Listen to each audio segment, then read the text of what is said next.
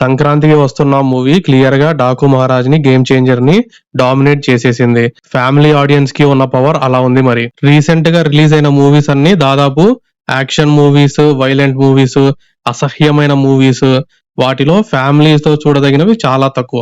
అలాంటి మూవీస్ మధ్య clear cut family entertainer, అది కూడా సంక్రాంతి హాలిడేస్ లో వచ్చేసరికి ఫ్యామిలీస్ అన్ని దండెత్తి వచ్చినాయి థియేటర్స్ కి. దిల్ రాజు గారికి మాత్రం గేమ్ చేంజర్ బొక్క పడినా గానీ సంక్రాంతికి వస్తున్నా మాత్రం కొంచెం ఆ లాసెస్ ని కవర్ చేయొచ్చు. నేను మూవీకి వెళ్ళినప్పుడు మాత్రం మొత్తం హౌస్ఫుల్ గా ఉంది.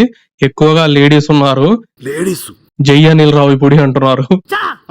ఈ మూవీలో స్టోరీ ట్రైలర్ లో చూపించినట్టే కిడ్నాప్ అయిన బిగ్ షాట్ ని కాపాడడానికి ఎక్స్ గర్ల్ ఫ్రెండ్ ఇంకా పిల్లంతో కలిసిపోయే హీరో, దాంట్లో జనరేట్ అయ్యే కామెడీనే ఈ మూవీ.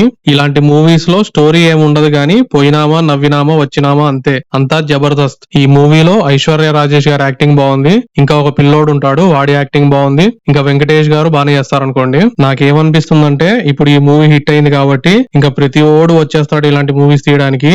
మళ్ళీ ఎవడి క్రింజ్ వాడు చూపించడానికి ట్రై చేస్తాడు. అప్పట్లో ప్రేమ కథ చిత్రం హిట్ అయింది కదా, దాన్ని పట్టుకొని ఇంకా అందరు ప్రతి ఓడు వచ్చేసినాడు హారర్ కామెడీ అని చెప్పి ఎంత క్రింజ్ చేయాలో అంత క్రింజ్ చేశారు. మళ్ళీ అలా కాకుంటే మాత్రం హ్యాపీ బతికిపోతా నేను, లేకుంటే చాలా క్రింజ్ చూడాల్సి వస్తుంది మూవీ రివ్యూర్ గా. అది మరి సంక్రాంతికి వైలెంట్ మూవీస్ కాకుండా ఒక ఫ్యామిలీతో చూడదగిన మూవీ హాలిడేస్ లో వచ్చినందుకు వేరే దారి లేక సంక్రాంతికి వస్తున్న మూవీ సూపర్ హిట్ అయింది. చాలా రేర్ గా వచ్చే లక్ ఇది.